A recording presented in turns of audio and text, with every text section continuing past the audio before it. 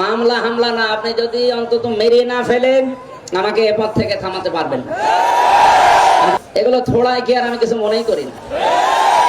আর আমির হামজা কয়েক বছর আগে একটা দোয়া করছে কোকক লিয়ে, আর এটা লিয়ে লাগিছে, এটা রিস্কা ওই হুজুর দেখ আমির হামজা কত দোয়া করছে খালেদা জিয়ার সুস্থতার জন্য, সেটা চোখত পড়ে না। এ কথা বল না কেন, চোখত পড়া লাগবে না? কত প্রসঙ্গে একটা ভুল হয়ে গেছে, সে ভুল স্বীকার পর্যন্ত করেছে, তারপরেও তা হুমকি ঢুমকি দেয়, মারার হুমকি দাও। যেই বেটা হুমকি দাও তুরি দরজা তাকে আজরাইল খাওয়া হবি, জোরে কোন কথা ঠিক না ভাইজান? কত কি বলতেছে আমরা ফেসবুকে দেখতেছি না। এক নেতা সেদিনকে ভাষণ দিচ্ছে জানেন, মরহুম মুক্তিযোদ্ধা তারেক রহমানের স্ত্রী মরহুমা খালেদা জিয়া, বীর মুক্তিযোদ্ধা জনাব তারেক রহমানের স্ত্রী মরহুমা খালেদা জিয়ার মৃত্যুতে আজকের এই মিলাদ ও দোয়া মাহফিল। দেখছেন ফেসবুকে, দেখেননি? দেখছেন বেটার বউ মা হসে, এক শালাও কিছু কয় না। হ্যাঁ, জননেত্রী খালেদা জিয়া না কয়ে শেখ হাসিনা কথা, দেশ নেত্রী শেখ হাসিনা, ধরে পারিস না। এখন আর শেখ হাসিনার কথা কোয়া যাবে? তিনবার নাউজুবিল্লাহ করে তারা শেখ হাসিনা কোয়া যাবে, তার আগে কোয়া যাবে না। আছেন আমার মুক্তার, আছেন আমার ব্যারিস্টার, সেজ বিচারের হাইকোর্টেতে তিনি আমায় করবেন পার, আমি পাপী তিনি জামিনদার। আল্লাহ যখন হাকিম হয়ে আমাদেরকে আসামি বানায় বিচার শুরু করবেন, ওই সময় আমাদের নবী উকিল হয়ে ব্যারিস্টার হয়ে আমাদের পক্ষে আল্লাহর কাছে ওকালতি করে আমাদেরকে সুপারিশ করে জান্নাতে পৌঁছায় দিবেন। আমাদের কোনো টেনশন আছে? আল্লাহ রাসূল এ পর্যন্ত বলেছে, তোমরা যদি সারা জীবন পাপ করো, মৃত্যুর সময় ঈমান নিয়ে যদি কবরে আসতে পারো, আমি রাসূল ওয়াদা দিয়ে দিলাম তোমাকে সঙ্গে না নিয়ে আমি জান্নাতে প্রবেশ করব না। এই কথা শোনার পরে সুবহানাল্লাহ মুখে আসতেছে না, কিন্তু এখানে একটা শর্ত দিছে, ঈমান নিয়ে মরা লাগবে। বর্তমানে বাংলাদেশে যেই পরিবেশ চলতেছে, এই পরিবেশে আমাদের ঈমান নিয়ে মরা খুবই কঠিন। মরতেছে ঠিকই, কিন্তু ঈমানের সাথে মরতেছে না বেঈমান হয়ে মরতেছে না মুনাফিক হয়ে মরতেছে, এটা কি আমরা বুঝবার পারি? তবে ইমাম গাজ্জালী একটা কথা বলেছেন যে কোনো ব্যক্তি জীবিত অবস্থায় যদি খুব একটা সুন্দর ছিল না, মরার পরে তার চেহারা যদি সুন্দর দেখা যায়, তাহলে বুঝবেন ওই ব্যক্তি ঈমান নিয়ে মারা গেছে। কোনো ব্যক্তি জীবিত অবস্থায় খুবই সুন্দর ছিল, কিন্তু মরার পরে তার চেহারা হয়ে গেছে কালো, তাহলে বুঝবেন ওই ব্যক্তি বেঈমান হয়ে মারা গেছে। মরা মানুষের মুখ দেখতে আপনারা যান, এইগুলো দেখে একটু শিক্ষা গ্রহণ করবেন ভাইজান। তো আমাদের ভাগ্য এত ভালো যে আমরা আল্লাহর কোরআনকে পেয়েছি ওয়াজ শোনার জন্যে। কি খালি ওয়াজ শোনার জন্যে?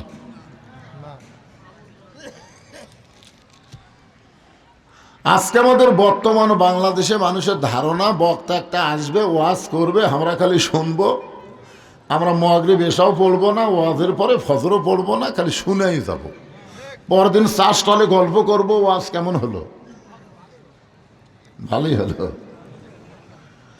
যে জি আচ্ছা ঠিক আছে, আপনার তো বহু মাহফিল ভাই, ঠিক আছে সে আমার সভাপতি সাহেব ঠিক আছে, এখানকার সভাপতি সাহেব ওইবারে বলছেন, আচ্ছা এইবারে আসেন, এইবার আসেন। সামনের চেয়ার যেন ফাঁকা না থাকে, এই চেয়ারে আর একজন বসবেন, সামনে কোনো চেয়ার ফাঁকা থাকা যাবে না, ফাঁকা থাকলে পিছনে থাক। এই কোরআন আল্লাহ আমাদেরকে দিয়েছেন কি জন্যে? ওয়াজ শোনার জন্যে। যেই কোরআনের প্রথমে আল্লাহ বললেন জালিকাল কিতাবু লা রাইবা ফি হুদাল লিল মুত্তাকিন।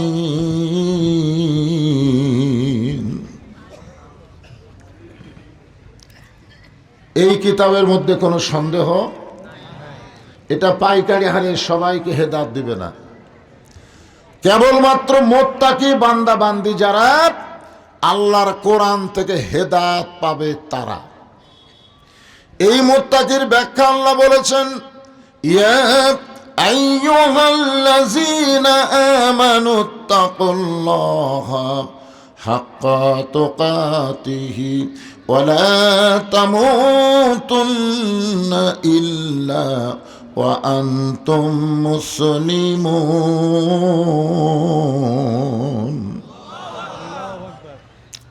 আপনাদের যে এখানে যত মানুষ আপনার বসে আছেন, আপনাদের মধ্যে এমন কোনো ব্যক্তি আছেন যে দাঁড়িয়ে বলতে পারেন, হুজুর আমার বাড়ির সব চাইতে নিকটে, আমি এখান থেকে বাড়িতে যাবার পারবই? এইরকম একজন যদি সাহসী লোক থাকেন, একটু দাঁড়ান তো দেখি।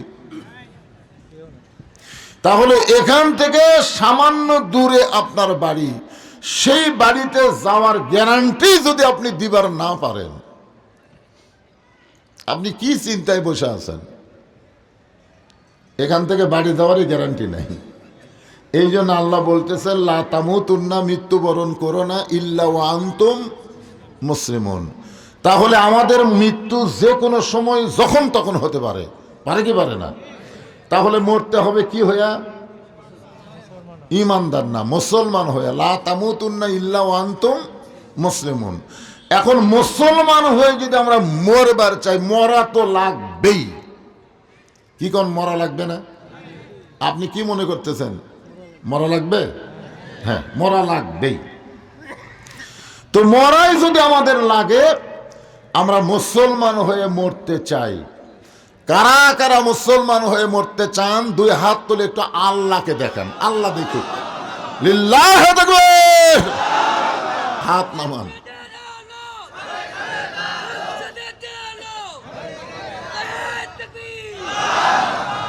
এখন মুসলমান হয়ে মরার কথা হচ্ছে।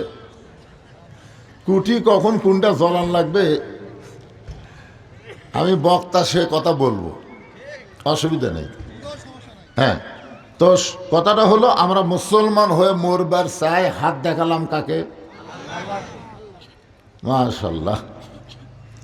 আল্লাহ যেন আমাদের হাত দেখানোকে কবুল করে, জোরে কোন আমিন। এখন মুসলমান হয়ে মরতে গেলে আমাদের করণীয় কি? আল্লাহ বলতেছেন, আল্লাযী খালাকাল মাউতা ওয়াল হায়াতা লিয়াবলুয়াকুম আইয়ুকুম আহসানু আমালান ওয়া হুয়াল আজিজুল গফুর। মৃত্যু এবং হায়াত, মৃত্যু এবং জীবন সৃষ্টি করছেন কে? এমনি এমনি। লিয়াবলুয়াকুম, পরীক্ষা করা হবে, আইয়ুকুম আহসানু আমালা, সুন্দর আমল। এখন সুন্দর আমল যদি আমরা করতে চাই, বর্তমানে বাংলাদেশে যেই পরিবেশ চলতেছে, এই পরিবেশে সুন্দর আমল করা যাবে না। সুন্দর আমল করতে গেলে সুন্দর একটা পরিবেশ লাগবে, ধরে কোন ঠিক কিনা? আত্তাকুল্লাহ, ভয় করি কার? কথা কয় না। তো আপনাদের এই বড়াই গ্রামে মডেল মসজিদ আছে নাকি? আছে? কেন্দ্রীয় মসজিদ নাই? ওই কেন্দ্রীয় মসজিদ আপনি যদি জোহরের নামাজ আদায় করবার চান, আপনি নিয়ত করেছেন সামনে কাতারে নামাজ পড়বেন, কিন্তু মসজিদের দরজাত গিয়ে পায়ের দিকে খেয়াল করে দেখেন ৩,০০০ টাকার জুতা। আপনি এখন বলেন তো, আল্লাহর ভয়ে জুতা দরজাত থুয়ে আপনি সামনে কাতারে যাবার পারবেন? মুসলমান হলে ভয় করা লাগবে কাকে? তাহলে আপনি আল্লাহর ভয়ে জুতা থবেন, জুতা থুয়ে সামনে যাবেন, মসজিদের সামনে কাতারে নামাজ পড়বেন। এখন পর্যন্ত বাংলাদেশের কোনো মুসলমান বর্তমান পরিবেশে ৩,০০০ টাকার জুতা দরজা থুয়ে সামনে কাতারে যাবার পারবে? তাহলে সামনে কাতারে যাবার গেলে আগে কি করা লাগবে?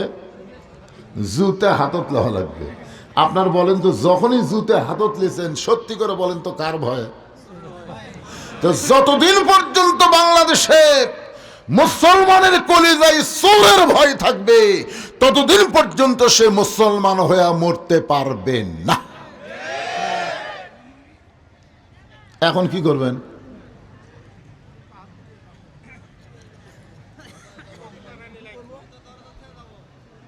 যান, কত বড় মরদ আছেন আপনি। ওই সিনা স্যান্ডেল ছাড়া, ওই পন্সের জোড়া তালি দেওয়া ছাড়া কেউ দরজা থই না। জোরে কোন কথা ঠিক কিনা? চোরেরা পর্যন্ত ঘরে, জানেন, চোরেরা মসজিদের চারিধার ঘুরে ঘুরে আসে, দুই চোর একত্র হয়ে বুকুর থাবা দিয়ে বলতেছে, আমাদের ভয়ে একটা ভালো জুতাও বেড়ে নেই। বর্তমান পরিবেশে ভালো মানুষ জুতা নিয়ে মসজিদের মধ্যে যায়, আর চোরেরা বুকুর থাবড়ায়। জোরে কোন কথা ঠিক কিনা? তাহলে আপনি আল্লাহর ঘরে ঢুকতেছেন, প্রথম ভয় করছেন কার? চোরের। আচ্ছা ঠিক আছে, আমার এক বন্ধু বগুড়া শহরে জায়গা কিনছে, প্রায় ৬-৭ বছর হলো। আমি বললাম, কে বন্ধু বাসা করবা না? কয় ভয়ে। ভয়ে করবার পারতেছি না। আমি কিসের ভয়? বলে ভাইরে, ভিতর থেকে শুরু করে লিন্টন পর্যন্ত স্তরে তরে চাঁদা দেওয়া লাগবে। চাঁদাবাজের ভয়। জোরে কোন কিসের ভয়? তাহলে মসজিদে ঢুকতে পারতেছে না ভালো জুতা থুয়া চোরের ভয়, বাসা করতে পারতেছি না চাঁদাবাজের ভয়। এখানে ওয়াজ শেষ করে আমি কমিটিকে বলতেছি, ভাই কোন রাস্তা দিয়ে নাটোরে নিরাপদে যাওয়া যাবে? তখন বলতেছে, হুজুর একটা রাস্তা আছে তেলতেলা, মানে গাড়ি খালি ছাড়বেন চোঁচো করে চলে যাবি, কিন্তু ওই রাস্তার মোড়ে মোড়ে চাঁদাবাজ আছে হুজুর, ওই রাস্তার মোড়ে মোড়ে ছিনতাইকারী আছে, আর একটা ভাঙ্গাচুরা রাস্তা আছে, এই রাস্তা দিয়ে গেলে কোনো টেনশন নাই। এখন আপনার বলেন তো, আমি কোন রাস্তা দিয়ে যাব? তেলতেলা দিয়ে যাবো না ভাঙ্গা দিয়ে যাবো? তা আমি বক্তা ওয়াজ করে ভাঙ্গা রাস্তা দিয়ে যাচ্ছি কার ভয়ে? চাঁদাবাজ না, ছিনতাই। ছিনতাই চাঁদাবাজ তাও বুঝে শোনালে, ছিনতাইয়ের কোনো বুঝসুঝ নাই। দরকার হলে কাপড় পর্যন্ত খুলে নিবি। তোর এখন কথা ঠিক কিনা? তাহলে বর্তমান পরিবেশে দামি জুতা দরজা থুয়া চোরের ভয়ে আমরা ভিতরে ঢুকতে পারতেছি না, জায়গা কিনা বাসা করতে পারতেছি না চাঁদাবাজের ভয়ে, ভালো রাস্তা দিয়ে যাবার পারতেছি না ছিনতাইকারীর ভয়ে। এতগুলো ভয় কলিজার মধ্যে থাকলে ওই ব্যক্তি মুসলমান হয়ে মরতে পারবে না। কেবলমাত্র একমাত্র ভয় করা লাগবে কার? সে আল্লাহর ভয় করতে গেলে বর্তমান পরিবেশে চলবে না, এই পরিবেশ পাল্টান লাগবে। জোরে কোন কথা ঠিক কিনা? এই পাল্টাবেন কি দিয়া? দোয়া দরুদ দিয়া? দোয়া দরুদ। এখন একজন মুয়াজ্জিন বলতেছে, ইমাম সাহেব আমাদের জোয়ারি গ্রামে যে হারে চুরি হচ্ছে, যে হারে চুরি শুরু হচ্ছে, আপনি একটু দোয়া করেন তো চোরের হাত থেকে আল্লাহ যেন এই গ্রামকে রক্ষা করে। তো ইমাম সাহেব এশার নামাজের পরে বলতেছে, জরুরি এলান, আপনারা কেউ যাবেন না, সবাই বসেন। সমস্ত মুসল্লি যখন বসে গেছে, বলতে 10 বার দরুদ শরীফ পড়েন, 11 বার আস্তাগফিরুল্লাহ পড়েন, 3 বার সূরা ইখলাস পড়েন। এইগুলো পড়ার পরে ইমাম সাহেব সবাইকে নিয়ে দোয়া করতেছে, আল্লাহ চোরের হাত থেকে এই জোয়ারি গ্রামকে তুমি হেফাজত করো। আল্লাহ আর যেন কোনো চোর এই গ্রামে চুরি না করে। আল্লাহ তোমার কাছে দোয়া করতেছি। চোর জানলার থেকে বলতেছে আমিন, চোরই বলতেছে আমিন। চোর আমিন বলার কারণ কি জানেন? যে তোরা দোয়া করে ঘুমা পড়, আর আমার কাম আমি করব। আর যদি ইমাম সাহেব বলতো, মুয়াজ্জিন চোরের হাত থেকে জোয়ারি গ্রামকে বাঁচাতে গেলে দোয়া দরুদ দিয়ে হবে না, যে রাস্তা দিয়ে চোর আসতে পারে ওই রকম রাস্তায় গোপনে তোমরা 3 হাতা লাঠি নিয়ে 10 জন করে দাঁড়িয়ে থাকবে, চোর আসলে মাজা বরাবর লাঠির বাড়ি মারবা। এই কথা যদি ইমাম সাহেব বলে, চোর কি আমিন কবি?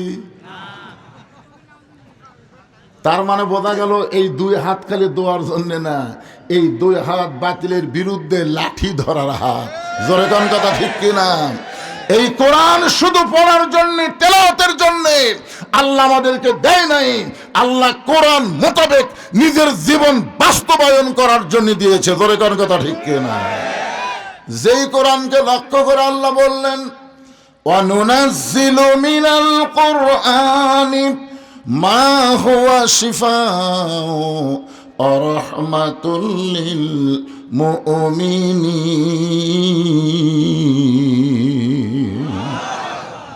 এই পুচকা আবার লাভ দিয়ে উঠলো কেন? যেটা এটা কার রে? এটা কার রে? এটা আপনার কাছে বসলো, আপনারই নাকি?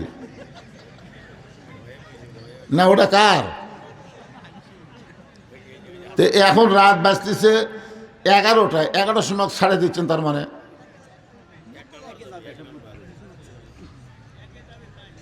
ওর অত এক লাগে।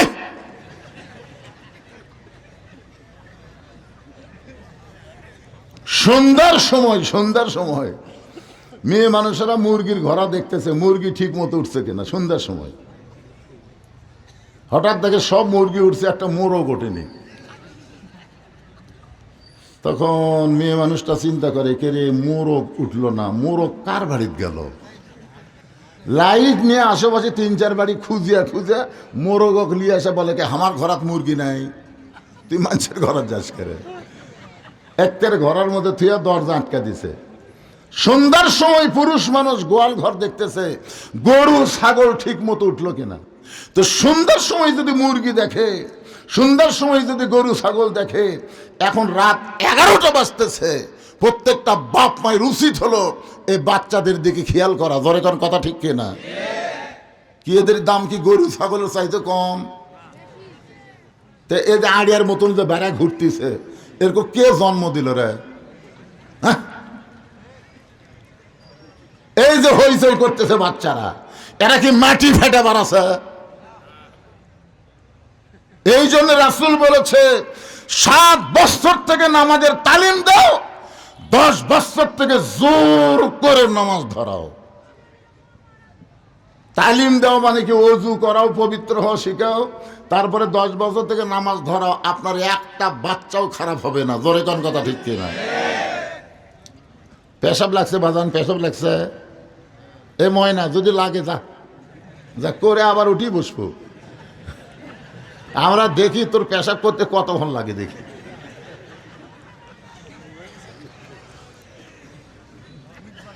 আমি আজকে আপনাদের সামনে ছোট্ট একটা সূরা আলোচনা করব। সূরাটার নাম হলো সূরা আসর। জোরে বলেন, নাম কি? আসর। আল্লাহ তাআলা সময়ের শপথ করছেন। অল আসর, সময়ের শপথ। মানে সময় অত্যন্ত গুরুত্বপূর্ণ একটা বিষয়। আমাকে যদি কেউ বলতো, হুজুর আপনি সারা জীবন যা কামাই করছেন সব টাকা যদি আমাকে দেন, তাহলে আপনার 30 বছরের যৌবনকাল ফিরে দেব। এই কথা আমার কোয়া মাত্রই আমার যা আছে দলিল করে দিতে 1 মিনিটও দেরি হবে না। কারণ আমার 30 বছরের বয়সের চিন্তা করে এখন এই বয়সের দিকে খেয়াল করে দেখতেছি, হায় হায় রে, আমার না সময় শেষ রে। কি বুঝতেছেন? মিশে মায়ায় বন্দি থাইকা করলাম কত খেলা, পশ্চিমে তাকায়া দেখো তোমার ডুইবা গেছে বেলা। এক পলকের নাই ভরসা, মিশে সকল আশা, কখন বুঝি দারুণ ঝড়ে ভাঙবে তোমার বাসা। সময় আমাদের জীবনের জন্য অত্যন্ত গুরুত্বপূর্ণ একটা সাবজেক্ট। আপনার বলেন তো, যে মাগরিব এসে আমাদের কাছ থেকে চলে গেছে, ওই নামাজকে আমরা আর ফেরত পাবো? কিন্তু যারা মাগরিব এসা না পড়ে ওয়াজ শুনতেছে, এর কি ভাব কি? আপনারা হায়াতের সময় থেকে প্রতি ধাপে ধাপে নিঃশ্বাসে নিঃশ্বাসে সময় শেষ হয়ে যাচ্ছে।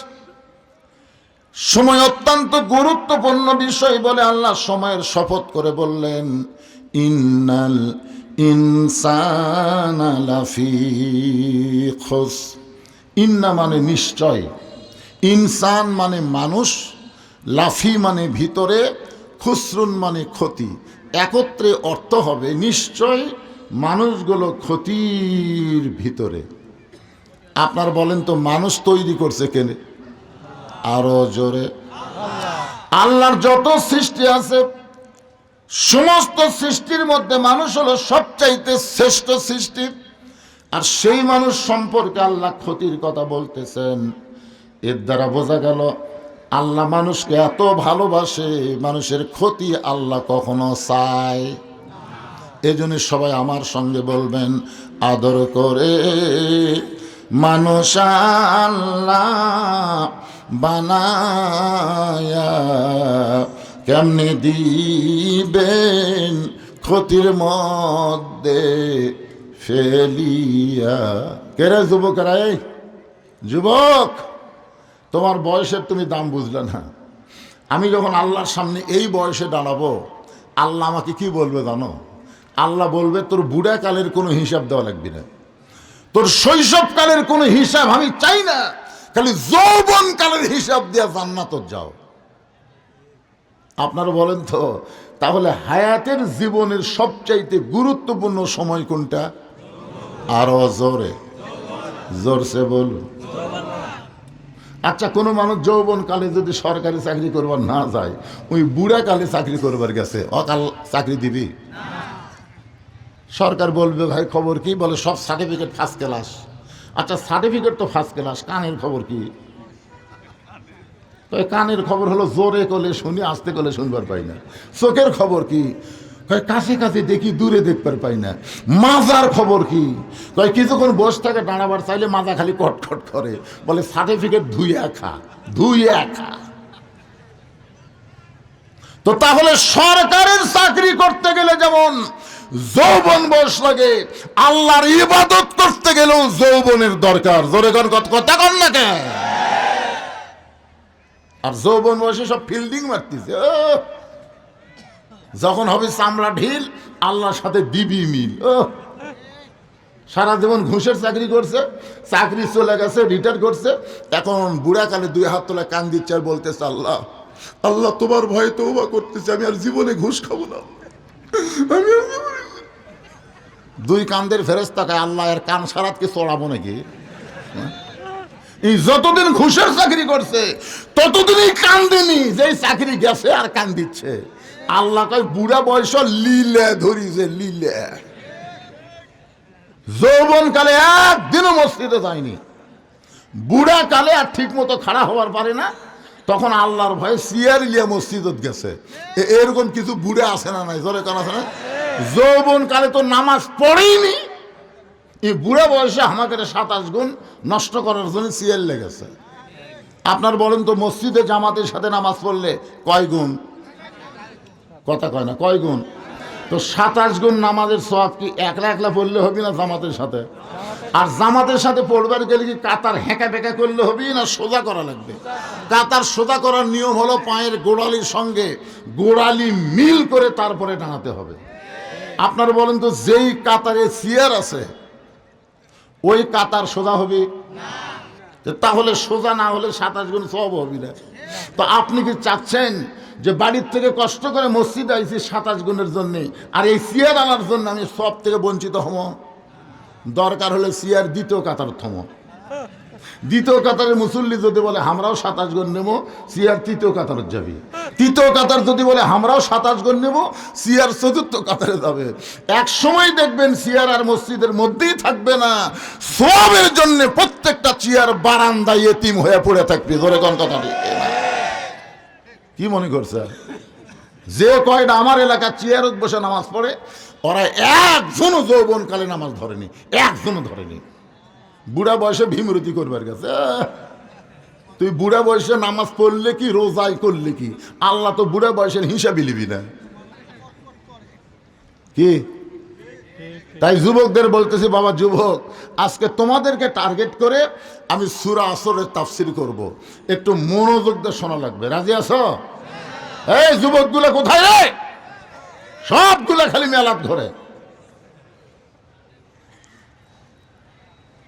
এখন চিন্তা করেন, আল্লাহ বললেন, ইল্লাল্লাযীনা আমানু ওয়া আমিলুস সালিহাতি ওয়া তাওয়াসাউ বিল হক ওয়া তাওয়াসাউ বিস সবর। এখানে 4টা বিষয় আলোচনা হবে। ধরে বলেন কয়টা? 1 নম্বর হলো ঈমান। ঈমান যদি না থাকে আপনি যতই ভালো কাজ করেন একটা কাজও আল্লাহর দরবারে কবুল হবে না। যার প্রমাণ হলো নবীর চাচা আবু তালেব। আপনারা বলেন তো নবীর চাচা আবু তালেব মানুষ কেমন ছিল? এক বাক্যে বলা লাগবে, কেমন? কেমন ভালো? আল্লাহ রাসূল বলেছেন, মায়ের পেটে থাকা অবস্থায় আমি এতিম ছিলাম, কিন্তু দুনিয়াতে আসার পরে এতিম ছিলাম না। আমার চাচা আবু তালেব আমাকে এমনভাবে লালন পালন করেছে, আমার যে বাবা নাই এটা কোনোদিন আমি বুঝতে পারি নাই। যেই বাবার দরদ দিয়ে নবীকে লালন পালন করলো, সেই চাচাকেও আল্লাহ জাহান্নাম দেবে। একটাই মাত্র কারণ, আবু তালেবের আমল ভালো ছিল কিন্তু ঈমান ছিল না। জোরে কোন কি ছিল না? আবার কি আগাম কন্ত কে ভাই, আর কি আগাম চাই? কুটি মেলা জায়গা আছে, আপনি খাড়া হয়ে দেখেন তো।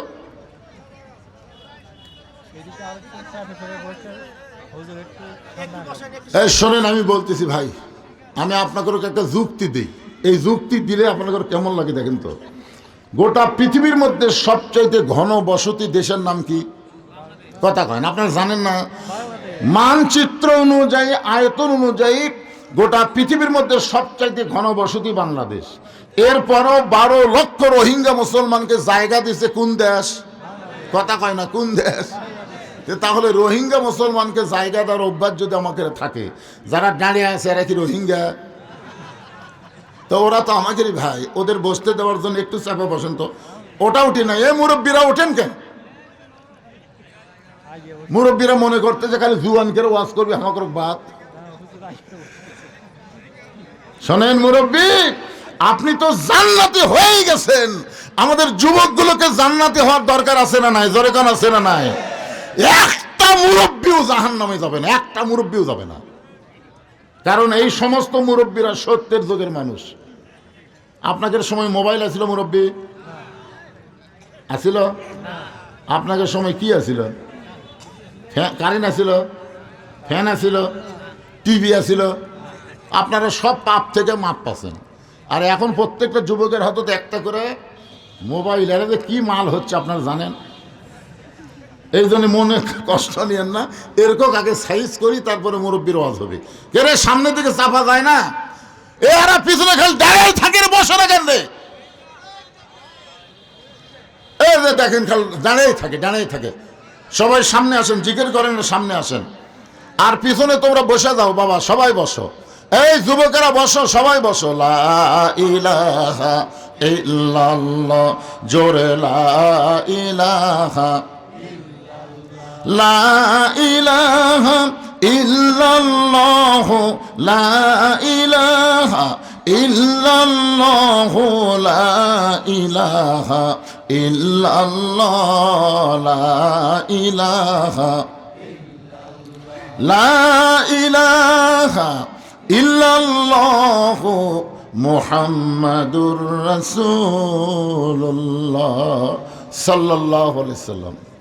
একজন আমাকে একটা স্লিপ দিয়ে বলতে, হুজুর আপনি অনেক যুবকদেরকে বসতে বলেন, কিছু যুবক বসে, কিছু যুবক বসে না, কারণ কি? মানে কিছু যুবক বসে, আমি যখন যুবকদের বসতে বলি কিছু যুবক বসে আর কিছু যুবক বসে না, আর কারণ কি? আমি চিন্তা করে দেখলাম কি কারণ রে। পরে দেখলাম উনি যখন মায়ের পেটত ছিল, বুঝলেন, তখন মাও পেটত লিয়া গোটা পাড়া ঘুরিছে। ওই পেটের মধ্যেই ঘরণী ব্যারাম পাশে, ওই বেড়ে আসে ধৈর্য লিয়া কোনো জায়গায় থাকতে পারে না। ওর কামই হলো খালি ঘোরা।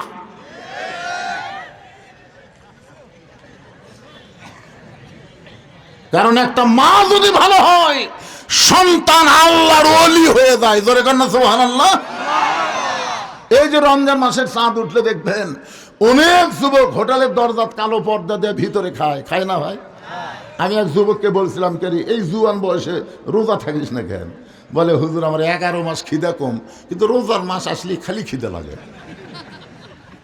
আপনি বলেন তো হুজুর এই ব্যারাম কেমনে ধরলো? আমি বললাম, তোর মা বাসে আছে? কয় আছে। তো মায়ের কাছে যা। ও মায়ের কাছে গিয়ে বলতেছে, মা 11 মাস আমার খিদা কম, কিন্তু রোজার মাসে এত খিদা লাগে কেন? মা বলতেছে, সর্বনাশ করছে তোর দাদি। তুই যখন আমার পেটে আসলি তোর দাদি আমার কইছে বৌমা খবরদার রোজা থাকতে পারবে না, রোজা থাকলে পেটের বাচ্চা শুকিয়ে যাবে। খালি তোর দাদির কথায় আমি রোজার মাসে খাসি, তুইও খাসু, তোর খাওয়া তো রোজার মধ্যে শুরু হচ্ছে রে পাগলা। এই জন্য একটা নেপোলিয়ন বলেছে ভালো একটা সন্তান চাইলে ভালো একটা মায়ের দরকার। ধরে কারণ কিসের দরকার? এই যাদের মাও খারাপ এরা কোরআনের মাহফিলে বসতে পারবে না, বসতে পারবেই না। আমি যেই বলছি যুবকেরা বসো, ওরা ঘাড় কাট করে চলে গেল, যা শালাকের মাও খারাপ, যা। এই জায়গা ফাঁকা থাকলো কেন? ওই জায়গা ফাঁকা কেন?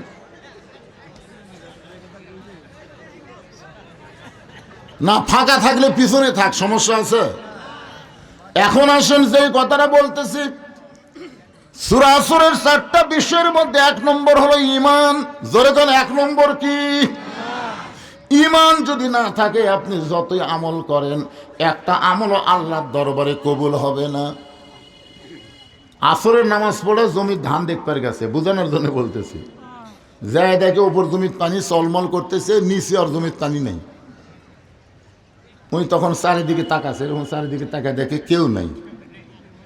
আস্তে করে বসে বিসমিল্লাহ কয়া জমির আল কাটছে।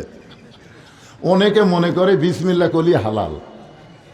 দেখবেন বাংলাদেশের অনেক নেতা আছে বিসমিল্লাহ কয়া শুরু করবে, মানুষের তৈরি আইন, মানুষের তৈরি সমাজ, মানুষের তৈরি সংবিধান দিয়া রাষ্ট্র পরিচালনার কথা বলবে, সংসদকে বলবে পবিত্র সংসদ, অথচ আল্লাহর কোরআনকে এই শালারা পবিত্র কবার চায় না। জোরে কোন কথা ঠিক কিনা? যেই সংসদে মমতাজের মতো নর্তকী গান গায়, যেই সংসদে দেশের কথা বাদ দিয়ে ঝগড়াঝাটি হয়, এই সংসদ পবিত্র নাই, আগামীতে পবিত্র করা লাগবে। জোরে কোন কথা ঠিক কিনা?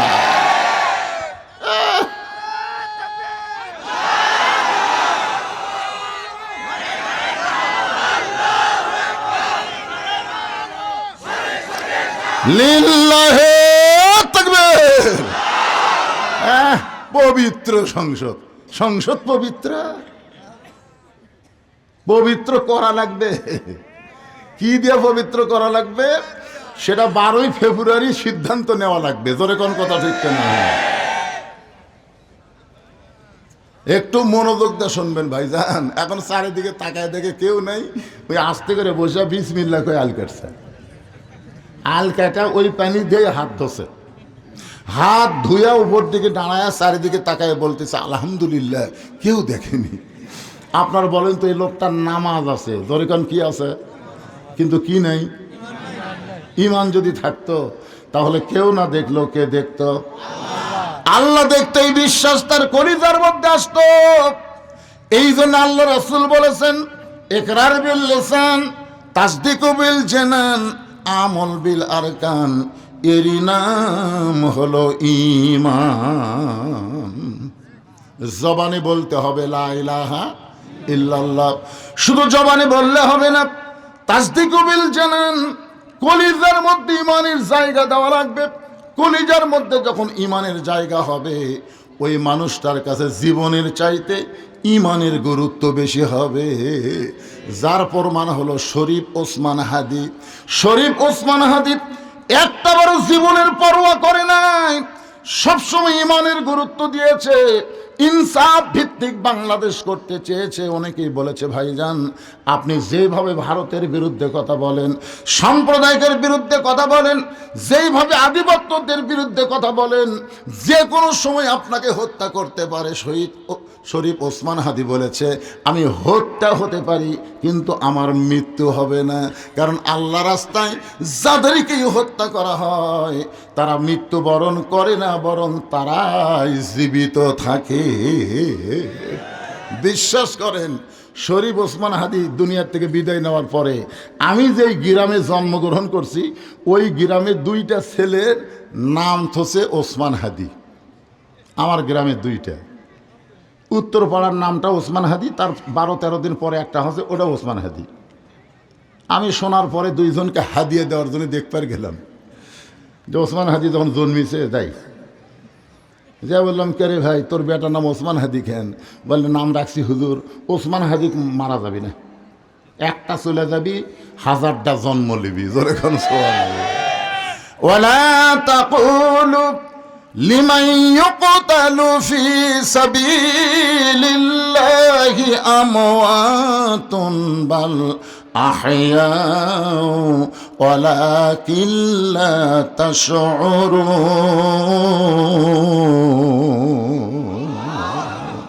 কি বুঝতেছেন? তাসদিক বিল জানান, কলিজার মধ্যে যখন ইমানের জায়গা হবে, ওই মানুষটার কাছে জীবনের কোনোই গুরুত্ব থাকবে না, ইমানের গুরুত্ব হবে। ও বিশ্বাস করবে জীবন বাঁচান ফরজ না, ইমান বাঁচান ফরজ। আপনারা বলেন তো কি বাঁচান ফরজ, জীবন না ইমান? জীবন বাঁচাবার যদি শক্তি আমাদের হাতে থাকতো, খালেদা জিয়াকে আমরা মরবার দিতাম? বাংলার প্রত্যেকটা মানুষ তাকে এত ভালোবাসে, এমন কোনো ওয়াজ নাই, এমন কোনো বক্তা নাই যে খালেদা জিয়ার সুস্থতার জন্য দোয়া করেনি। জোরে কোন কথা ঠিক কিনা? এবং গোটা পৃথিবীর ভিতরে মেয়ে মানুষের জানাজাত এত লোক হয়, এটার প্রমাণ হলো বেগম খালেদা জিয়া। বলেন তো কারণ কি? অজগবি অজগবি কত নেতা মরতেছে, কুদ্দুসে মাইকিং করে জানাজাত মানুষ হচ্ছি না, কুদ্দুসা ও কুদ্দুসা। এই শালা আমার গুরুদাসপুরার বড়াই করে আমার ঢুকতে দেয়নি। এখন কথা ঠিক কিনা?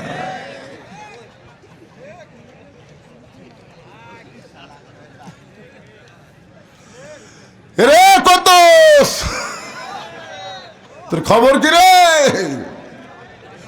বদরশি ঠিকই ওয়াজ করতেছে, কিন্তু তোর খবর নাই। খালেদা জিয়ার আমলে একটা আলেমের হাতত হাত করা পড়ে নাই, আলেমদেরকে মহব্বত করেছে, যার কারণে বাংলাদেশের বড় বড় আলেম তার জানাজায় শামিল হয়েছে। ধরে কোন কথা ঠিক কিনা ভাইজান? আহা, একটু মনোযোগ দিয়ে শুনবেন। তাসদিক বিল জানান, কলিজার মধ্যে যখন ঈমান থাকবে, ওই ব্যক্তির জন্য জীবনের চাইতে ঈমানের গুরুত্ব বেশি হবে। আমরা যতই চেষ্টা করি আমরা বাঁচতে পারবো না, মরা লাগবেই, কিন্তু আমরা একটু চেষ্টা যদি করি আমাদের ঈমানকে আমরা বাঁচাতে পারবো। তাহলে ঈমান বাঁচানোর আন্দোলন করার দরকার আছে না নাই? ঈমান হরণের বহু ষড়যন্ত্র চলতেছে। আমাদের যুবক থেকে শুরু করে নারীদেরকে পর্যন্ত ঈমান হরণের নানা ধরনের চেষ্টা চলতেছে। আমরা ঈমান হরণ হতে দিব না, সব কিছুর বিনিময়ে আমাদের ঈমানকে রক্ষা করতে চাই। এই কারণেই রাসূল বললেন, আমল বিল আরকান, ঈমান অনুযায়ী আমল করা লাগবে। ঈমানকে যদি আমরা রক্ষা করতে চাই, ঈমানকে যদি মজবুত করতে চাই, আল্লাহর যত আমল আছে তার মধ্যে 1 নম্বর আমলের নাম হলো নামাজ। জোরে কন, ঈমান রক্ষা করার 1 নম্বর আমল কি? আরো জোরে কন। যেই বেটা নামাজ পড়ে না, যেই বেটা নামাজ পড়ে না, ওই যতই মুসলমান নাম নিয়ে বসবাস করুক, মরার সময় মুসলমান হইয়া মরবার পারবি না। আপনি কাগজ এসে লিখেলেন, রাসূল 4টা হাদিস কইছে, আমি সংক্ষিপ্ত হাদিসটা আপনাকে আগে শোনাই। 1 নম্বর হাদিস হলো লা সালাত আলা ঈমানা, যার নামাজ নাই তার ঈমান নাই। এই ছেলে, এই কি কি কি খবর? আচ্ছা যাও। একটা মুরব্বী গোটা দেখলো না বারে, ওই পুচকে কি আছে ওটি? আচ্ছা কুটি দেখি। আচ্ছা মাশাআল্লাহ। আচ্ছা দেখমো এটা কতক্ষণ লাগে? পেশাব লাগবে মুরব্বী মানুষ হোক, আর এরা ছোট ছোট মানুষ লাভ দিয়ে উঠতেছে। তার মানে এই বয়সে যদি কোরআনের আকর্ষণে পেশাবকে আটকাবার না পারো, তাহলে বিয়ে করলে বউ আটকাবা কেমনে রে?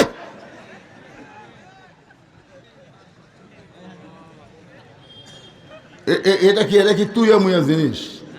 যেই কোরআন সম্পর্কে আল্লাহ বললেন, অনুনাজ্জিলু মিনাল কুরআনি মা হুয়া শিফাউ ওয়া রাহমাতুল লিল মুমিনিন। মুমিনদের জন্য আল্লাহ কোরআন নাজিল করেছে যাবতীয় রোগের ঔষধ শেফা হিসাবে এবং রহমত হিসাবে। তাহলে সমস্ত রোগের ঔষধ আল্লাহর কোরআনে আছে না নাই? যদি পেশাব লাগে আপনি যদি কোরআনের মহব্বতে পেশাব বন্ধ করে বসে থাকতে পারেন, আপনার পেশাব জাতীয় যত ব্যারাম এই কোরআনের ওসিলায় আল্লাহ ভালো করে দিবে। পেশাব লাগতেছে, আপনি কবেন জমনা রে সূরা আসরের তাফসীর শুনব, তারপরে যাবো, যা হয় হোক, দরকার হলে এটি পেশাব কর্ম রে, এই মনে করে ধৈর্য নিয়ে খালি বসে থাকেন, দেখবেন তল পেট ঠান্ডা হবে। পেশাব জাতীয় যত ব্যারাম এই কোরআনের ওসিলায় আল্লাহ ভালো করে দিবে। কি কোন আল্লাহ পারে কি পারে না? কথা কোন পারে কি পারে না? কত গুরুত্বপূর্ণ কথা হচ্ছে, চিন্তা করছেন? এক নম্বর হলো না সলাতা লা ঈমানা, যার নামাজ নাই তার ঈমান নাই। দুই নম্বর হাদিস হলো লা সলাতা লা দীনা, যার নামাজ নাই তার কোনো ধর্মই নাই। তিন নম্বর হাদিস হলো বাইনাল আবদি ওয়াল কুফরি তরকুস সালাত, বান্দার কাফেরের মধ্যে পৃথক করার জিনিসটার নামই হলো নামাজ। যারা নামাজ পড়বি তারা বান্দা, আর যারা নামাজ পড়বে না তারা হলো কাফের। আমি যখন বলবো বেনামাজি, আপনার বলবেন কাফের, বেনামাজি। আপনারা যারা মাগরিব এসা পড়েননি এরা চিন্তায় পড়ে গেছে। শোনেন, নবীর কথার সাথে একমত হন। না পড়ছেন কি হয়েছে? নিয়ত করেন ফজর থেকে নামাজ ধরবো আর বাদ দিব না। আল্লাহ রাসূল বলেছেন নিয়ত করার সঙ্গে সঙ্গে তুমি যত নামাজ না পড়ার পাপ আছে আল্লাহ সব মাফ করে দিবে। এই জন্য নিয়ত করে আপনারা বলেন, আমি যে বলবো বেনামাজি, আপনার বলবেন কাফের, বেনামাজি। আল্লাহ রাসূল বললেন মান তারাকা সালাতু মুতাম্মিদান ফাকাত কাফারাত, ইচ্ছা করে একটা ওয়াক্ত নামাজ যারা বাদ দিবে তারা অবশ্যই কাফের হয়ে যাবে। এখন আপনারা বলেন তো, এই নামাজের ওয়াজ যদি আমি 100 বছর করি, মানুষ নামাজি হবে। আমার ওয়াজের বয়স হলো 42 বছর। 42 বছর হলে আমার এমন কোনো ওয়াজ নাই, ইউটিউবে খোঁজ করে দেখেন, এমন কোনো ওয়াজ আমার নাই যে ওয়াজ আমি নামাজের কথা বলি না। কিন্তু না, যতই নামাজের ওয়াজ করি ততই আরো ফজরে মুসল্লি কম হয়। তার মানে বোঝা গেল ওয়াজ দিয়ে নামাজি করা যাবে না। নবুয়তের 10ম বৎসরে আল্লাহ তাআলা আমাদের নবীকে আরশে নিয়ে গিয়ে 5 ওয়াক্ত নামাজ দিলেন, যাকে আমরা বলি লাইলাতুল মিরাজ। নবী 5 ওয়াক্ত নামাজ নিয়ে দুনিয়াতে ফেরত আসলেন। এরপরেও নবী 3 বছর মক্কায় ছিলেন। নামাজ পাওয়ার পরেও নবী 3 বছর মক্কায় ছিলেন। একদিন নবী নির্জনে আল্লাহকে বলতেছে, আল্লাহ আপনি যত জায়গায় নামাজের কথা বলেছেন প্রত্যেক জায়গায় বলেছেন আকিমুস সালাত, নামাজ কায়েম করো। ওগো আল্লাহ, আপনি যদি বলতেন ইকরাউস সালাত, নামাজ পড়ো, তাহলে আমরা নামাজ পড়তে পারতাম চোরের মতন চুপি চুপি। কিন্তু আপনি যখন বলেছেন নামাজ কায়েম করো, বর্তমানে মক্কায় নামাজ কায়েম করার পরিবেশ তো আমি নবী দেখতে পাই না। আল্লাহ বলে, হাবিব মক্কায় আপনি হলেন ইমাম আর আবু জেহেল হলো নেতা। আপনার মতন ভালো মানুষ ইমাম থাকবে আর আবু জেহেলের মতন জালেম নেতা থাকবে, ওই দেশে কোনোদিন নামাজ কায়েম হবে না। নামাজ কায়েম করতে গেলে যিনি ইমাম হবে তাকেই নেতা হওয়া লাগবে। নামাজ কায়েম করতে গেলে ইমাম ভালো মানুষ আর সমাজের নেতা হলো জালেম। আজকাল অধিকাংশ মসজিদের মুতল্লি 5 ওয়াক্ত নামাজ পড়ে না। একদিন এক মাহফিলে আমি বলতেছি, অধিকাংশই মুসলমানেরা অধিকাংশই মুনাফিক। সাইড থেকে সভাপতি বলতেছে, হুজুর আজগুবি একটা কথা বলেন, মুসলমানের অধিকাংশ মুনাফিক কেমনে হলো, দলিল দেন। আমি সভাপতি বললাম, সভাপতি সাহেব আপনাদের গ্রামের মসজিদে জুমার নামাজে মুসল্লি কত হয়? তখন বলতেছে, হুজুর কমপক্ষে 200 হয়। আমি বললাম, সভাপতি জুমার নামাজে মসজিদ যদি 200 মুসল্লি হয়, ফজরে কত হয়? তখন সভাপতি বলতে যে হুজুর ফজরে যে কত হয় আমি তো জানি না। তার মানে ওই নিজেও ফজর পড়ে না। আমি তখন মুয়াজ্জিনকে ডাক দিয়ে বললাম, মুয়াজ্জিন সাহেব আপনাদের মসজিদে ফজরে মুসল্লি কত হয়? তোকে 3-4 জন হয় হুজুর। আমি বললাম, সভাপতি সাহেব আল্লাহ রাসূল বলেছেন যেই মুসলমানেরা ফজরের নামাজ মসজিদে জামাতের সাথে না পড়বে তারাই মুনাফিক। তাহলে 200 জন মুসল্লি জুমাতে হয় আর ফজরে হয় 5 জন, 195 হলো মুনাফিক।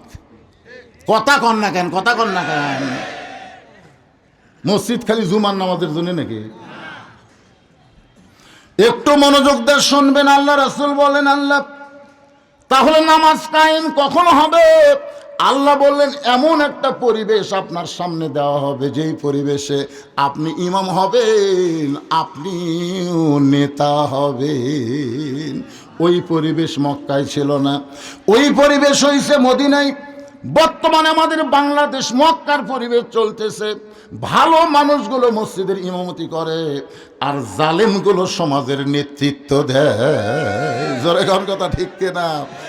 এই সিস্টেম পাল্টান লাগবে ভাই। যিনি ইমাম তিনি নেতা।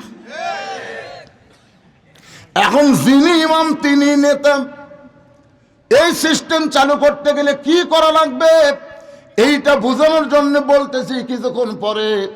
এতক্ষণ পর্যন্ত আপনাদের যা বুঝাইলাম, আমরা যারা পুরুষ মানুষ আমাদের ইমানকে রক্ষা করতে গেলে 1 নম্বর যে আমল লাগবে সে আমলের নাম হলো নামাজ। জোরে বলেন নাম কি? কিন্তু পর্দার অন্তরালে যে সমস্ত মা বোনেরা বসে বসে শুনতেছে, আমার মা বোনেরা শোনেন, আপনাদের জন্য ঈমান রক্ষা করতে গিয়ে 1 নম্বর নেক আমল কিন্তু নামাজ না। আপনাদের ঈমানকে রক্ষা করতে গেলে 1 নম্বর নেক আমলের নাম হলো পর্দা। আপনারা বলেন তো, মেয়ে মানুষের পর্দা যদি না থাকে সে মেয়ে মানুষের নামাজ রোজা হজ যাকাত কবুল হবে? তাহলে মেয়েদের আমল কবুল করতে গেলে 1 নম্বর যে আমল লাগবে তার নাম হলো পর্দা। এই পর্দা সম্পর্কে আল্লাহ কোরআনে বলেছেন, অকরনা ফি বুয়ুতিকুন্না ওয়ালা তাবাররাজনা তাবাররুজাল জাহিলিয়াতিল উলা। বড় পীর আব্দুল কাদের জিলানী রহমতুল্লাহ আলাইহি জান্নাতুল বাকির মধ্যে কবর জিয়ারত করতেছেন। জান্নাতুল বাকি এমন একটা গোরস্থান যে গোরস্থানের ভিতরে 10,000 সাহাবী ঘুমায় আছে। সুবহানাল্লাহ বলেন। আল্লাহ নবীর রওজার পাশে সবচাইতে পৃথিবীর মধ্যে দামি গোরস্থান, যে গোরস্থানের মধ্যে 10,000-এর বেশি সাহাবী ঘুম পাড়তেছে। আব্দুল কাদের জিলানী রহমতুল্লাহ আলাইহি সেই জান্নাতুল বাকি জিয়ারত করতেছে। পিছন দিক থেকে মুরিদ বলে, হুজুর আপনি চোখ বন্ধ করলে গোটা পৃথিবীর খবর বলতে পারেন, আপনি একটু চোখ বন্ধ করে দেখেন তো এই জান্নাতুল বাকির কোন জায়গায় মা ফাতেমার কবর। আমরা সবাই জানি জান্নাতুল বাকির মধ্যে ফাতেমার কবর আছে, কিন্তু কবরটা কোন জায়গায় এটা যদি আমরা জানতে পারতাম, মা ফাতেমার কবরটা একটু আমরা জিয়ারত করতাম। আব্দুল কাদের জিলানী ছোট বাচ্চার মতন কান্দে আর বলে, রে মুরিদেরা, এই জান্নাতুল বাকির মধ্যে ফাতেমার কবর আছে, তবে কবরটা কোন জায়গায় এটা কিয়ামত পর্যন্ত কেউ বলতে পারবে না। কারণ ফাতেমা দুনিয়ার সাধারণ কোনো নারী না, ফাতেমার ডিগ্রি হইল জহুরা। আমার মায়েরা যারা পর্দায় আছেন শোনেন, একটু মনোযোগ দিয়ে শোনেন। সমস্ত মুরিদ বলে, হুজুর জহুরা মানে কি? আব্দুল কাদের জিলানী বললেন, জহুরা মানে যদি শুনতে চাও তাহলে শোনো। হযরত আলী এশার নামাজ পড়ে হযরত আলী বাড়ির মধ্যে ঢুইকা দেখে ফাতেমা চৌকির উপরে বসে কাঁদতেছে, 2 চোখ দিয়ে দর দর করে পানি পড়তেছে, পানি বয়ে বয়ে গালটা বয়ে বয়ে পানি থুতুনি দিয়ে বের হয়ে যাচ্ছে। হযরত আলী আস্তে করে ফাতেমার থুতুনির তলে হাতটা দিলেন, চোখের পানি আলীর হাতের মধ্যে পড়ে গেল। হযরত আলী এক টানে ফাতেমাকে বুকের মধ্যে নিয়ে বলে, ফাতেমা রে, এমন করে তুমি কেন কাঁদতেছো? তোমার কান্দার কারণ কি আমি একটু শুনতে চাই। ফাতেমা বলে, স্বামী গো, আপনি জানেন না আল্লাহ তাআলা আমার দোয়া কবুল করেছে। আপনি জানেন না আল্লাহ তাআলা আমার দোয়া কবুল করেছে।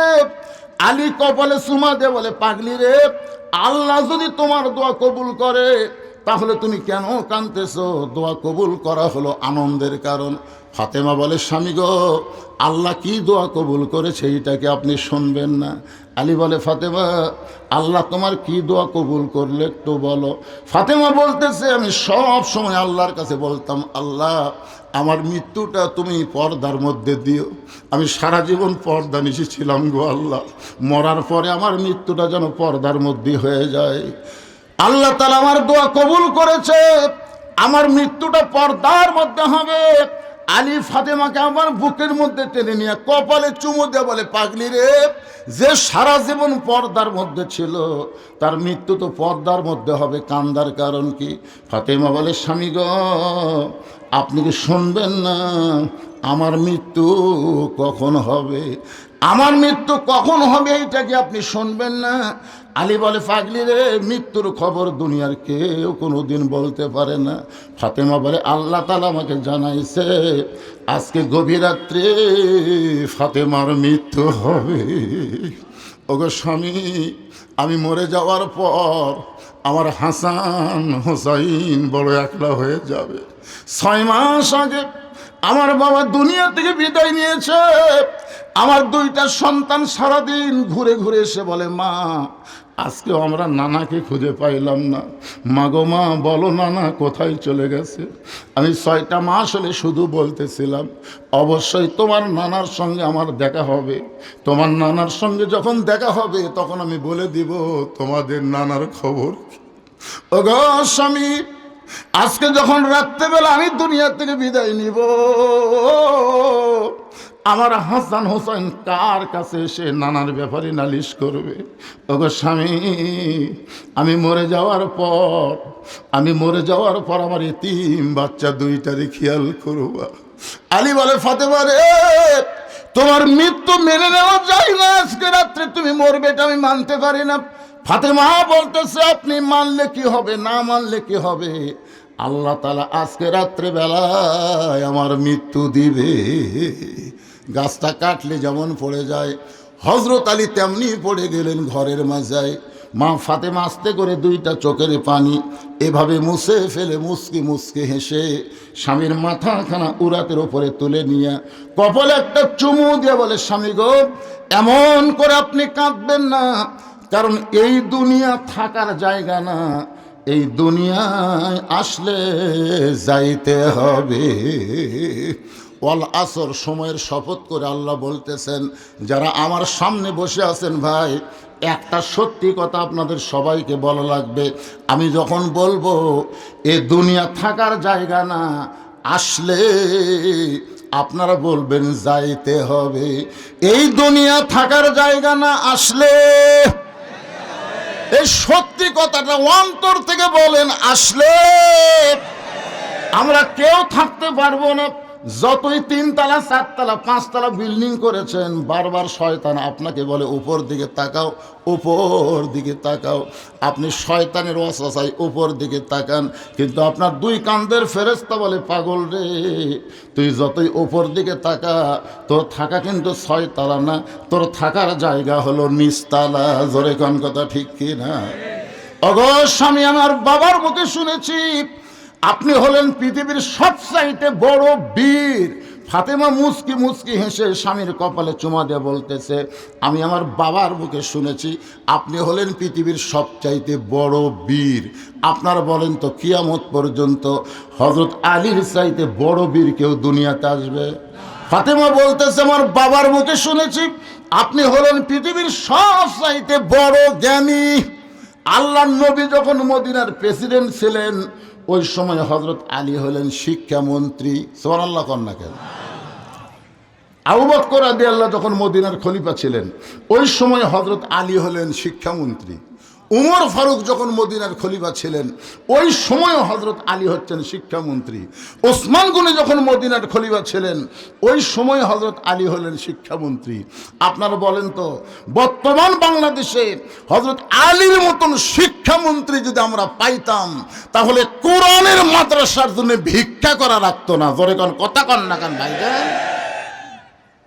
95% মুসলমানের দেশে আমরা এমন একটা শিক্ষামন্ত্রী পাই, যে শিক্ষামন্ত্রী আল্লাহর কোরআনের কোনো গুরুত্বই শিক্ষাই দেয় না, আগডম বাগডম ঘোড়াডম সাজে ঢাক ঢোলক ঝাঁঝর বাজে, এই মিথ্যা শিক্ষার জন্য হাজার হাজার কোটি টাকা বাজেট করে। জোরে কোন কথা ঠিক কিনা? আপনারা কি মনে করতেছেন আগামীতে ওই সংসদে আমরা বাতিল ফকবাসকে পাঠাবার চাই না, আল্লাহর কোরআন নিয়ে আল্লাহওয়ালা বান্দাদেরকে আমরা আল্লাহ বাংলাদেশের সংসদে পাঠাবার চাই। জোরে কোন কথা ঠিক কিনা? সংসদে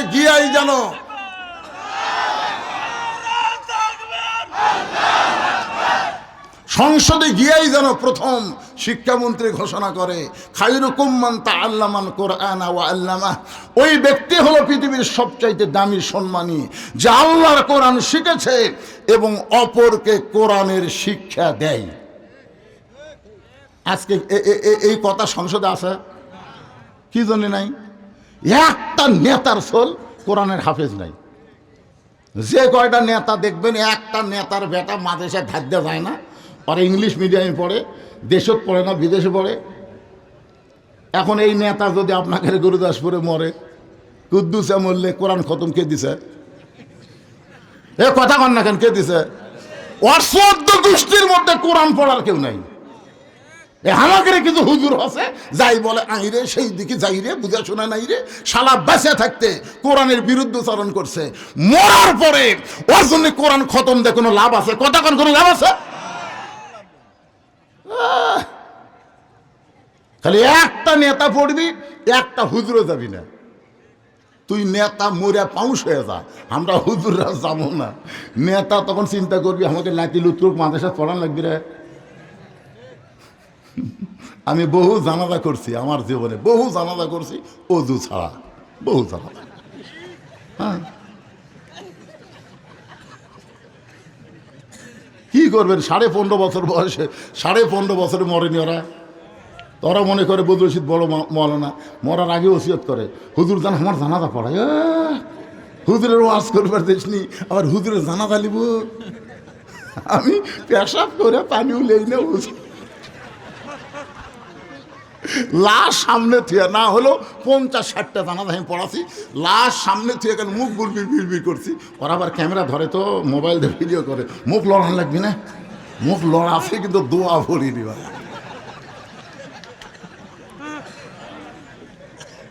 কি মনে করছো রে? আলেমদের বিরুদ্ধে লাগিস না রে শয়তানেরা। আলেম যদি ডাইরেক্ট মার দিবার না পারে, অ্যাঙ্গেলে মার দিবি। জোরে কর কথা ঠিক না? কথা কন দিবে কি দিবে না? এই জন্য শোনেন, বহু দেখলাম আমরা সংসদে সব কিছুর পাশ হয়, কিন্তু আল্লাহর কোরআনের শিক্ষার কোনো কথা হয় না। জোরে কোন কথা ঠিক কিনা? এই যে কোরআনের মাদ্রাসায় যাদের মাথায় পাগড়ি দিলাম, এ পর্যন্ত যে কত হাজার ছাত্রর মাথাতে আমি পাগড়ি পরাছি আমার হিসাব নেই। অধিকাংশই গরিবের সওয়াল, অধিকাংশই। কি মনে করতেছেন এই কোরআন খালি গরিবের জন্যে? কোরআন গরিবের জন্যে? মুসলমান যারা দাবি করবে সকলের জন্য আল্লাহর কোরআন। ফাতেমা বলতেছে আপনি হলেন পৃথিবীর সবচাইতে বড় বীর, আপনি হলেন পৃথিবীর সবচাইতে বড় জ্ঞানী। বইয়ের মৃত্যুর খবর শুনে আপনি যদি এমন করে পড়ে যান, তাহলে আমি মরার পরে আমার 3টা চাওয়া কে পুরা করবে? ফাতেমা যেই বলতেছে আমি মরে যাওয়ার পরে আমার 3টা চাওয়া কে পুরা করবে, আলী কান্দার বলে ফাতেমা দুনিয়ার জীবনে গরিব ছিলাম বলে তুমি কিছুই চাইলা না, আমি মরার পরে তুমি কি চাইবা ফাতেমা? আপনার বলেন তো হযরত আলী ধনী ছিল না গরিব ছিল? যার কারণে হযরত আলী বলতে যে ফাতেমা দুনিয়াতে গরিব ছিলাম বলে তুমি কিছুই চাইলা না, আমি মরে যাওয়ার পরে তুমি কি চাইবা ফাতেমা? হযরত আলী মনে মনে চিন্তা করে। একদিন গভীর রাত্রে হযরত আলী ঘুম থেকে চেতন পাইছে। চেতন পাওয়ার পরে দেখে ডান সাইডে হাসান হোসেন ঘুম পাড়তেছে, কিন্তু বাম সাইডে তাকায় দেখে ফাতেমা নাই। গভীর রাত্রে হযরত আলী ঘুমোর থেকে চেতন পায়, দেখে ডান সাইডে হাসান হোসেন 2 ভাই ঘুম পাড়তেছে, কিন্তু বাম সাইডে লক্ষ্য করে দেখে ফাতেমা নাই। যত বড়ই হুজুর হোক, গভীর রাত্রে বউ যদি কাছে না থাকে কি সন্দেহ হবে না? হযরত আলী আস্তে করে ঘরের দরজা খুলে তাকায় দেখে মরুভূমির মধ্যে ফাতেমা কালো চাদর মাথায় দিয়ে খুব জোরে জোরে হাঁটতেছে। আলী চিন্তা শুরু হয়ে গেল, এই গভীর রাত্রে আমার বউ ফাতেমা যাবে কোন জায়গায়। নিরাপদ দূরত্ব বজায় রেখে পিছনে পিছনে রাস্তা নিলেন। আল্লাহর নবী যেই ঘরে ঘুমায় আছেন ওই ঘরের জানলার পাশে ফাতেমা জানলার শিকটা ধরে, জানলার পাল্লা ধরে ছোট বাচ্চার মতন কান্দের, বলে বাবা আজকে যদি আমার মা খাদিজা জীবিত থাকতো তাহলে আপনার কাছে আমি আসতাম না। মা দুনিয়া থেকে বিদায় নেওয়ার পরে মেয়েদের সবচাইতে বড় কষ্ট, কারণ মেয়েরা বাবার কাছে সব কিছু বলবার পারে না। আপনাদের ছেলে মেয়ে দুটাই আছে তো আপনার ভালো বুঝবেন, কিন্তু আমার তো আল্লাহ ছেলে দেয়নি। আমি কিন্তু 3টা মেয়েকে, বিশ্বাস করেন, 2.5 বছর বয়স পর্যন্ত আমার বুকের উপরে ঘুম পাড়াইছি। এক মেয়ের 2.5 বছর পর্যন্ত, আর এক মেয়ে 2.5 বছর ঘুম পাড়াইছি। তো আমার বউ বলে, কে গো একটা দোলনা কিনেন। আমি বললাম না, এরা বড় হয়ে যেন বলবার না পারে যে আমার বাবার ছেলে নাই বলে বাবা আমাকে দেখবার পারেনি, এ কথা যেন বলবার না পারে। আমি 3টা মেয়েকে বুকের উপরে বড় করছি। এখন সেই মেয়েরা কোনো কিছু লাগলে আমার কাছে আসে না, ওর মায়ের কাছে দেখে, মা টাকা লাগবে, এ লাগবে, সে লাগবে। আমি একদিন রাগ করে, এই এই তোরকে যা লাগে খালি মায়ের কাছে যাস, আমার কাছে আস না কেন? এই 3 জনে ঘরের মধ্যে নাই, এমন দাবড়ি মারছি বুঝলেন। 3 মেয়ে ঘরের মধ্যে এসে মাথা নিচু করে দাঁড়া আছে। আমি তো তোরকে বাপ, আমাকে দেখবার মন চায় না, মাথা নিচু করছি গায়ে। 3 মেয়ে আমার দিকে তাকে দেখি 3 জনের চোখ দিয়ে পানি বার আছে, মানে ওদের দাবড়া দিচ্ছি। আমি বললাম, মা আমি তোরকে করতাম তো দয়া করি, মা তোদেরকে টাকা লাগবে, বলে সেটা বুঝলে দেন। 3 জনকে 300 টাকা দিলাম, 100 করে 300 দিয়ে বললাম, মা আর কি লাগবে? আপনার বিবেচনা। তখন আবার 100 করে দিলাম, দিয়ে বললাম, মা আর কি টাকা লাগবে? বলে সেটা যদি আপনি দেন।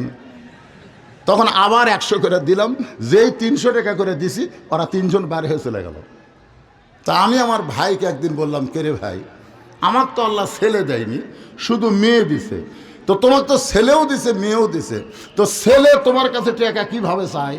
তখন আমার ভাই বলতে, যে শালার লাগবে 100,000। ফাতেমা আল্লাহর নবীর জানলার কাছে ছোট বাচ্চার মতন ফরিয়াদি কথা বলতেছে, বাবা আজকে যদি আমার মা জীবিত থাকতো তাহলে আমি আপনার কাছে আসতাম না, আমার দুঃখের সব কথা আমি আমার মায়ের কাছে বলতাম। মা ফাতেমার মায়ের নাম হলো খাদিজা, জোরে বলেন নাম কি? খাদিজা তখন দুনিয়াতে নাই। এখন বলে, বাবা মেহেরবানি করে যদি আপনি একটু দরজা খুলতেন। মেয়ের করুণ কান্নার শব্দ শুনে দুনিয়ার কোনো বাবা কি পারবে দরজা বন্ধ করে থাকতে? আর আমাদের নবী হলেন পৃথিবীর শ্রেষ্ঠ বাবা। শুধু শ্রেষ্ঠ বাবা না, আপনি যেই দিকে যাবেন সেই দিকে আমাদের নবী হলেন শ্রেষ্ঠ। স্বামীর দিক দিয়ে আমাদের নবীর চাইতে শ্রেষ্ঠ স্বামী কেউ নাই। আবার নানার দিক দিয়ে আমাদের নবীর চাইতে শ্রেষ্ঠ নানা কেউ নাই। আবার নেতার দিক দিয়ে আমাদের নবীর চাইতে শ্রেষ্ঠ নেতা কেউ নাই। আবার রাষ্ট্রপতির দিক দিয়ে আমাদের নবীর মতন রাষ্ট্রপতি শ্রেষ্ঠ কেউ নাই। আবার বাতিলের বিরুদ্ধে হকের পক্ষে আমাদের নবী হলেন শ্রেষ্ঠ সেনাপতি। এই জন্য আল্লাহ বলেছেন, লাকাদ কানা লাকুম ফি রাসূলিল্লাহি উসওয়াতুন হাসানা। যদি সফলতা অর্জন করতে চাও, দুনিয়ার তামাম পাঁচশো নেতাকে ভুলে যাও, বিশ্ব নবীর আদর্শকে তোমরা গ্রহণ করে নাও। এই কথা কার? সঙ্গে সঙ্গে নবী দরজা খুলে দিলেন। দরজা খোলা মাত্রই ফাতেমা বাবার ঘরের মধ্যে ঢুকলেন। যেই মাত্র বাবার ঘরের মধ্যে ঢুকলেন, হযরত আলী দৌড়ে এসে ওই জানলার কাছে কানটা লাগায় দিছে। দেখি বাপ মেয়ের মধ্যে কি গল্প হয়, বাবা মেয়ের মধ্যে কি গল্প হয় শোনার জন্যে হযরত আলী যখন কানটা লাগায় দিছে, এমন সময় ফাতেমা বলতেছে, বাবা আপনি মেহেরবানি করে একটু ঘরের মধ্যে বাতি জ্বালান, বাবা মেহেরবানি করে একটু বাতি জ্বালান। আল্লাহর নবী বলেন, ফাতেমা কি বলবি বল, বলে তাড়াতাড়ি চলে যা মা, বাতি জ্বালান লাগবে না। ফাতেমা বলে, বাবা বহুদিন বলেছি, বলে কোনো লাভ হয় নাই, বহুদিন বলেছি বলে কোনো লাভ হয় নাই, আজকে আপনাকে আমি একটু দেখাবার চাই। নবী যেই মাত্র ঘরে বাতি জ্বালাইছে, সঙ্গে সঙ্গে ফাতেমা দুইটা হাত নবীর দিকে বাড়ায়া দেয়। নবী বাতির আলোতে তাকায় দেখে হাতের তালু আছে, কিন্তু তালুতে চামড়া নাই। দুইটা হাত গোস্তের টুকরার মতন রক্তে লাল হয়ে গেছে। ফাতেমা বলে, বাবা, আমার হাসান হোসেন যদি জানতে পারে আমার হাতের এমন অবস্থা, ওরা সবসময় কান্নাকাটি করবে। আমার স্বামী আলী যদি জানবার পারে তাহলে কলিজায় বড় কষ্ট পাবে। ওই জাঁতা ঘুরাইতে ঘুরাইতে আমার হাতের অবস্থা এমন হয়ে গেছে বাবা, মাত্র 3টা দিনের জন্যে, মাত্র 3টা দিনের জন্য একটু খাবার ব্যবস্থা করেন বাবা, কারণ আপনি ছাড়া আমার কে আছে বাবা, একটু খাবার দেন। 3টা দিন পরে যখন হাতটা ভালো হয়ে যাবে তখন আবার আমি জাঁতা ঘুরায় জব এবং গমের আটা করব। হযরত আলী এক দৌড়ে ঘরের মধ্যে চলে এসে চিন্তা করে, আল্লাহ, আমার বিবি ফাতেমা এত কষ্টের মধ্যে আছে, তারপরও স্বামীর প্রতি তার কোনো অভিযোগ নাই।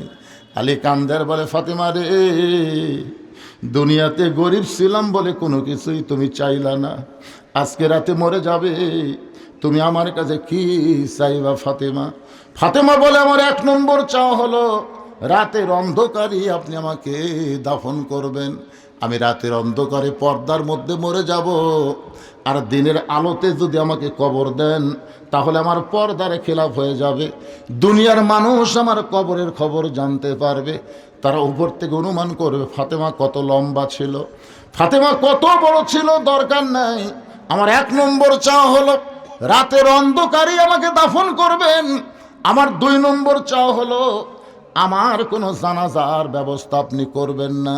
একটা মেয়ে মানুষের জানাজায় লক্ষ লক্ষ মানুষ হওয়া এইটা কিন্তু কথা না, মেয়েদের জানাজায় পুরুষ মানুষ বেশি না হওয়াই ভালো, কারণ মেয়েরা হলো পর্দানিশী। ধরে কোন কথা ঠিক কি না? ওগো স্বামী, আমার জানাজার কোনো ব্যবস্থা করবেন না। আলী বলে, পাগলি রে, তুমি নবীর কলিজার টুকরা, তুমি জান্নাতি নারীদের নেত্রী, তোমার জানাজায় হাজার হাজার মানুষ হবে, দোয়া করবে, তুমি কি দোয়া চাও না? ফাতেমা বলে, স্বামী গো, লক্ষ লক্ষ মানুষ যদি বলে ফাতেমা ভালো, আর আপনি যদি বলেন আমার ফাতেমা ভালো না, ওই লক্ষ মানুষের দোয়া দেয় ফাতেমার 1 তিল পরিমাণ লাভ হবে না। বরং আপনি যদি বলেন আমার ফাতেমা ভালো, আল্লাহ খুশি হয়ে 8টা জান্নাতের দরজা খুলে দিল। ওগো স্বামী, আমার 3 নম্বর চাওয়া হলো আমার লাশটা খাটনিতে তুলবেন না, কারণ খাটনি কান্দে নেওয়ার মতন 4 জন পুরুষ ফাতেমার দুনিয়াতে নাই। একটা মেয়ে মানুষ মারা গেলে যে কোনো পুরুষ তার খাটনি কান্দে নিবার পারবে না।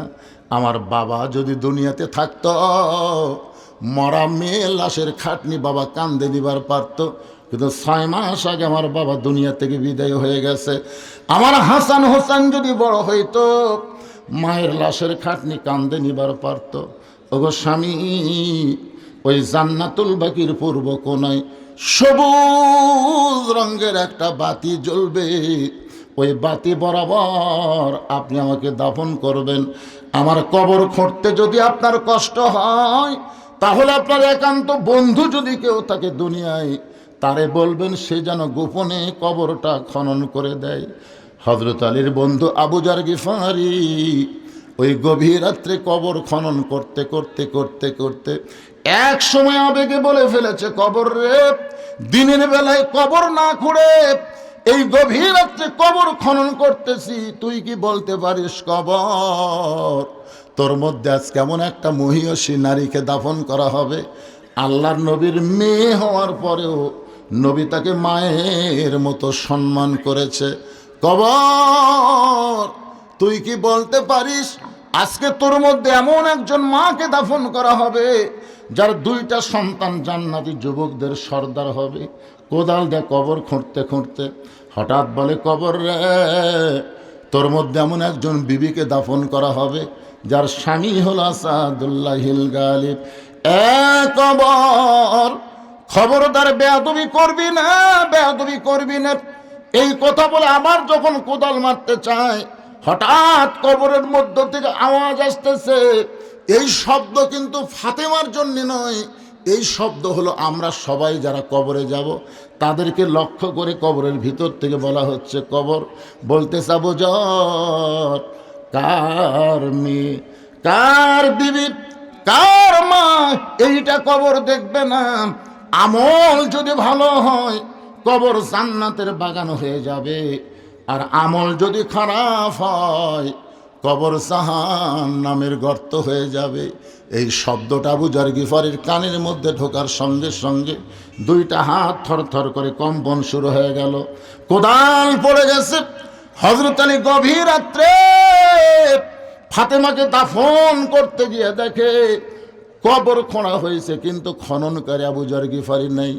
আবু যর বলে চিৎকার দিলেন, কিন্তু আমার আল্লাহ তাআলা ফাতেমার কবরকে গোপন করার জন্যে আবু যরকে আগেই খেদায় দিছে। হযরত আলী ফাতেমাকে দাফন করার পরে আল্লাহকে বলতেছে, আল্লাহ তুমি যাকে সাইদাতুন নিসাই আহলেল জান্নাহ ফাতেমাতুজ জোহরা, তুমি যাকে এত বড় ডিগ্রি দিলা, সেই পর্দানিশীকে আমি আলী দাফন করে তোমার কাছে বলতেছি স্বামী হিসাবে তুমি তার পর্দাকে কবুল করে নাও। এ দোয়া করার পরে তাকায় দেখে সামনে কয়েকটা পুরাতন কবর দেখা যায়। এইমাত্র ফাতেমার কবর দিয়েছে, সেই নতুন কবর নাই। গোটা জান্নাতুল বাকি হযরত আলী দৌড়ায় আর বলে ফাতেমার কবর, ফাতেমার কবর। কে যেন ডাক দে বলে, আলী রে ফাতেমা পর্দানিশী, আমি আল্লাহ জোহরা ডিগ্রি দিয়া ফাতেমার কবরটাকে কিয়ামত পর্যন্ত পর্দা করে দিয়েছি। হযরত আলী ফজরের নামাজ পড়তে গেলেন তার আপন বন্ধু আবু যর গিফারিকে খোঁজার জন্যে। আবু যর গিফারি ফাতেমার কবর খনন করে কোথায় গেল? ফজর পড়তে গিয়ে আবু যর গিফারিকে হযরত আলী পাইল না। জোহরের সময় গিয়া দেখে আবু যর গিফারি মসজিদে নাই। আসরের সময় গিয়া দেখে আবু যর গিফারি মসজিদে নাই। একটা দিন চলে গেল, আবু যর গিফারিকে মসজিদ নববীর মধ্যে পাওয়া গেল না। দ্বিতীয় দিন আবু যর গিফারিকে খোঁজা হলো, পাওয়া গেল না। এক সপ্তাহ পর্যন্ত আবু যর গিফারি মদিনায় নাই। মদিনার সাহাবীরা সবাই বলা বলি শুরু করলো, নবীর জলিল কদর সাহাবী আবু যর গিফারি তাহলে কোথায় গেল? একটা মাস হয়ে গেল আবু যর গিফারি মদিনায় নাই। একটা বছর হয়ে গেল আবু যর গিফারি মদিনায় নাই। সমস্ত সাহাবীরা চিন্তায় পড়ে গেল, নবীর এত দামি সাহাবী আবু যর গিফারি কোথায় গেল? কিন্তু হযরত আলী জানে ফাতেমার কবর খনন করতে করতে কোথায় পালিয়ে গেছে, কিন্তু কোথায় গেছে সে তো আর নিজে বলতে পারে না। কয়েক বছর পর আবু যর গিফারি মদিনায়, মদিনার বাচ্চারা পাগল পাগল বলে তার গায়ে পাথর মারতেছে। আবু যর গিফারি কখনো পড়ে, কখনো ওঠে, কখনো হাসে, কখনো কান্দে। হযরত আলী বলতেছে, বাচ্চারা রে, কারে তোমরা পাথর মারতেছো, কি জন্যে মারো? বলে, একটা পাগল দেখতেছি যার চুলগুলো উস্কো খুস্কো, পোশাকগুলো ভালো না, আমরা পাগল বলে তার সঙ্গে আনন্দ করি। হযরত আলী এক দৌড়ে গিয়া পাগলের সামনে দাঁড়ায় দেখে এই পাগল আর কেউ না, এই পাগল হলো আবু যর। আলী বলতেছে, আবু যর, ফাতেমার কবর খনন করতে গিয়া তুই কোথায় পালাই গেলি ভাই? দিনের পর দিন, মাসের পর মাস তোকে খুঁজেছি, তোরে মদিনায় পাই নাই। এত বছর পরে মদিনায় পাগল হয়ে আসলি, বল রে আবু যর, আমার ফাতেমার কবর খুঁড়তে গিয়া তোর কি হলো ভাই? তুই কোথায় পালিয়ে গেলি? তোর খবর কি? আবু যর গিফারির লব থরথর করে কাঁপে, কিন্তু জবান দিয়ে কোনো কথা বের হয় না। হযরত আলী এক টানে আবু যরকে বুকের মধ্যে নিয়ে জোরে একটা চাপা দিয়ে বলে, বল রে আবু যর, কথা বল, কথা বল।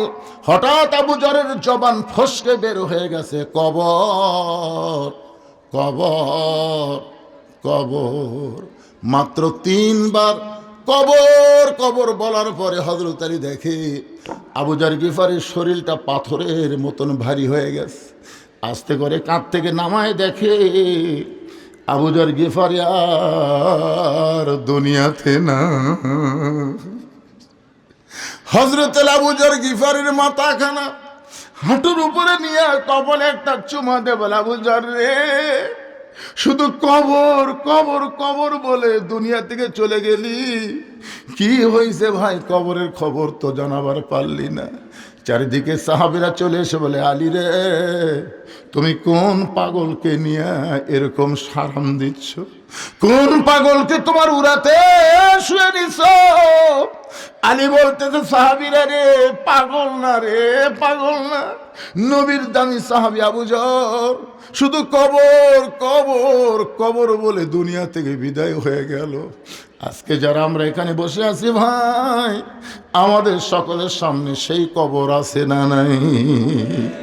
সবাইকে যাইতে হবে, কিন্তু যেদিন ডাক পড়িবে, সবাই বলেন, কিন্তু যেদিন ডাক পড়িবে, কবর মাঝে যাইতে জোগাড় কিছু করছো বন্ধু, তার মাঝে বিছাইতে। যে কোনো সময় আমাদের কবরে যাওয়া লাগবে। যাদের বাপ মা কবরে গেছে, যারা আমরা কবরে যাব, এই কোরআনের মাদ্রাসাকে মহব্বত করে এ মাদ্রাসায় একটা কোরআন শরীফ আমরা দান করব। আল্লাহ যেন কবরকে জান্নাতের বাগান বানায় দেয়।